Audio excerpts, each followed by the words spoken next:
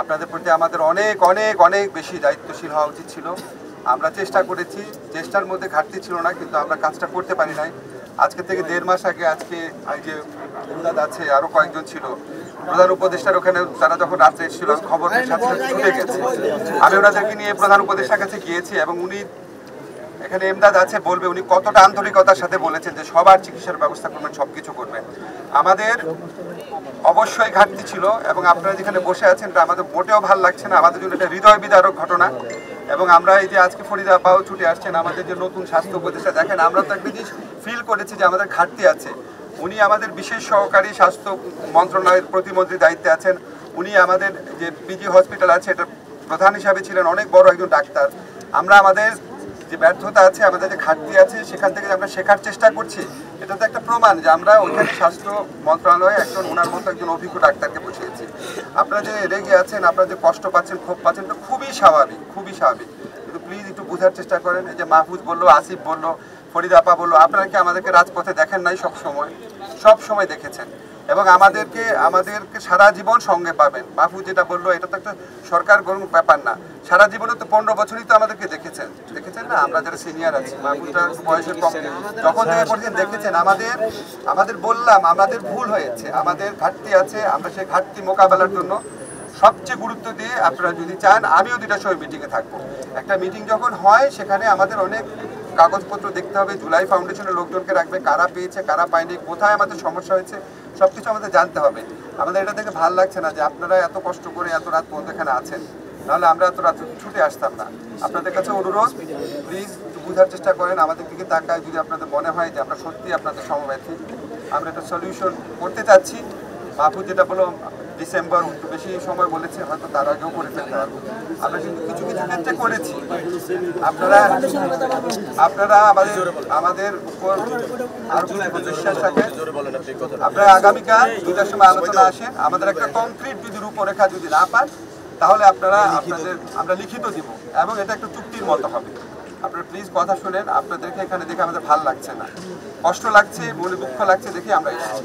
আপনারা বলবেন, তালিকা দিবেন, আপনাদের 1-2 জন প্রতিনিধি এখন দিয়ে দেন। ওনারা মিলে যারা চাইতে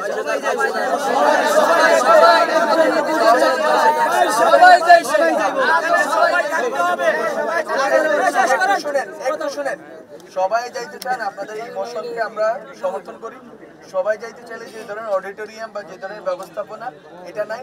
যদি আপনারা যেতেই চান, দেখা করতে চান, আপনারা আপনাদের জায়গা থেকে প্রস্তাবনাগুলো যারা দিতে পারবেন তাদেরকে আগে পাঠান কালকে, তারপরে পরবর্তী পেজে আপনারা চাইলে দেখা করতে পারবেন।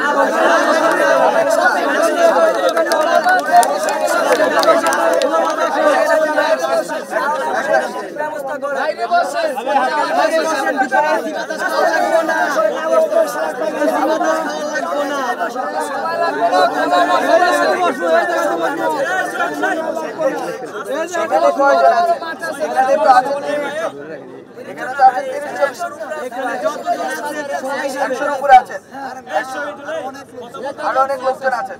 এখন শুনেন, আপনাদের তো চিকিৎসা চলমান আছে নাকি? চলমান তো আছে চিকিৎসা।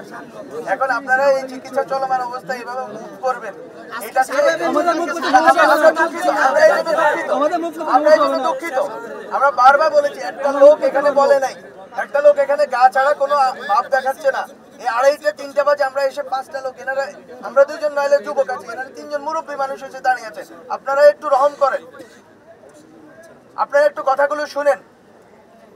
আপনারা বুঝেন যে এখানে প্রতিনিধিত্বমূলক হয়, নাহলে 16 জন অ্যাডভাইজারের বদলে 20 জন অ্যাডভাইজার বদলে 20,000 লোক অ্যাডভাইজার হইতো। 20,000 লোক শহীদ, 2,000 লোক শহীদ হয়েছে, 20,000-25,000 লোক আহত হয়েছে। এটা একটা প্রতিনিধিত্ব দিতে হয় যাতে এই মেসেজগুলো পৌঁছায়। ওনারা গিয়ে রূপরেখাটা নিয়ে আসুক যে এই 10টা পয়েন্ট, আমরা এই 10টা পয়েন্টে আগে কাজটা করব। তারপর যদি আপনারা মনে করেন যে ঠিক আছে, দেখেন আমরা আমাদের উপদেষ্টা বা যারা আমাদের দ্বারা যারা নিয়োগপ্রাপ্ত তাদের সাথে আমরা কথা বলতে চাই, যদি পেজ করে আমরা দেখা করাইতে পারি। আমরা স্টুডেন্টদেরকে দেখা করাইছি, আমি যখন দায়িত্ব নিয়েছি আমি স্টুডেন্টদের 150 জনকে স্টুডেন্টকে দেখা করাইছি। আপনারা যদি চান দেখা করানো যায়, কিন্তু দেখা করানোটাই কি গুরুত্বপূর্ণ আপনাদের কাছে, নাকি চিকিৎসা সেবাটা গুরুত্বপূর্ণ? চিকিৎসা সেবা গুরুত্বপূর্ণ হইলে, চিকিৎসা সেবা গুরুত্বপূর্ণ হলে সবার কনসার্ন গুলো 20 জন 30 জন যতজন চান তাদের অ্যাড্রেস তাদেরকে পাঠান। তাদেরকে পাঠান, তারা প্রথমে আগে যাক, গিয়ে একটা ডকুমেন্ট আগে তৈরি করেন, একটা ডকুমেন্ট তৈরি করেন। এই ডকুমেন্টের ভিত্তিতে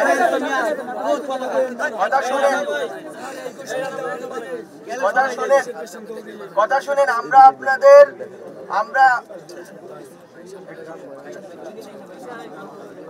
আপনাদের ভালোর জন্য বলছি, আমরা আমাদের ভালোর জন্য বলছি। আপনাদের ভালো হলে আমাদের ভালো হবে। সুতরাং আপনারা এই কথাটা মানেন। 20-30 জন 50 জন যারা আছেন, আমরা পরিবহনেরও ব্যবস্থা করব। যদি আপনারা চান আপনারা এখান থেকে যাবেন, সচিবালয়ে 2টা বাজে যাবেন। আলোচনা চলবে। আলোচনার মাধ্যমে একটা পেপার রেডি হবে, পরিকল্পনা হবে, কিভাবে এই ব্যবস্থাপনা হবে আপনাদের প্রস্তাবনার ভিত্তিতে। এবং যারা এখানে দায়িত্বপ্রাপ্ত আছেন, আমি সহ সবাই মিলে বসে আমরা এটা ঠিক করি। আপনারা এখন যেটা বলেছেন, আপনারা এখন একটু দয়া করে নিজেদের উপর ইনসাফ করেন, আমাদের উপর ইনসাফ করেন। বাংলাদেশের সবগুলো মানুষ তাকিয়ে আছে, কারণ এটা সংবেদনশীল। সবাই ঘুমে, আপনার মতো অনেকেই না ঘুমিয়ে আছে। আপনারা আপনাদের উপর ইনসাফ করেন, আমাদের উপর ইনসাফ করেন। হ্যাঁ, আজকে থেকে আর নামতে হবে না। আমাদের অনেকগুলো দুর্বলতা আছে, আপনারা জানেন। আমরা একটা ট্রানজিশন পিরিয়ডে আপনাদের প্রতিনিধি হয়ে দায়িত্বটা নিয়েছি এবং এমন একটা ভঙ্গুর অবস্থার মধ্যে আসলে দায়িত্বটা নিয়েছি যে এখন আমরা চারিদিকে শুধু সমস্যা আর সমস্যা। তবে আপনাদেরটাই সবসময় আমাদের প্রায়োরিটি। আপনারা দেখেছেন শহীদদের জন্য ইতিমধ্যে ঘোষণা হয়েছে এবং সেগুলোর বাস্তবায়ন দৃশ্যমান আছে, কিন্তু আপনাদের জন্য, আহতদের জন্য আমরা বিশেষ কিছু করতে পারিনি। বারবার যতবারই ক্যাবিনেট মিটিং হয়, প্রতি বৃহস্পতিবার ক্যাবিনেট মিটিং হয়, আমাদের অন্যতম একটা এজেন্ডা থাকে এটা। আমলাতান্ত্রিক জটিলতা থেকে শুরু করে বিভিন্ন ধরনের হসপিটালগুলোতে অব্যবস্থাপনা যেগুলো দীর্ঘদিন ধরে চলে আসতেছিল, সেটার জন্য চিকিৎসার অনেক ধরনের সমস্যা হয়েছে আপনাদের। এগুলো আমরা সবসময় দেখছি।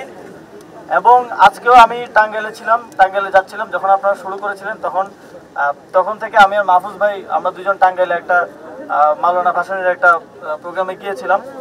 তো তখন থেকে আমরা ফলো আপ করছি এবং টাঙ্গাইল থেকে আমাদের হয়তো আজকে ফেরার প্ল্যান ছিল না, কিন্তু আপনারা যখন আমাদের সাথে দেখা করতে চাইলেন, নামসহ বললেন, তখন আর থাকতে পারলাম না। তখন আমি আর মাহফুজ ভাই টাঙ্গাইল থেকে এসেছি। আপনারা দয়া করে আমাদেরকে ওই পরিবেশটা করে দেন, আমরা যাতে বসে একটা রূপরেখা আগামীকালকেই ঘোষণা করতে পারি এবং সেটা বাস্তবায়নটা ডিসেম্বরের মধ্যে করতে পারি।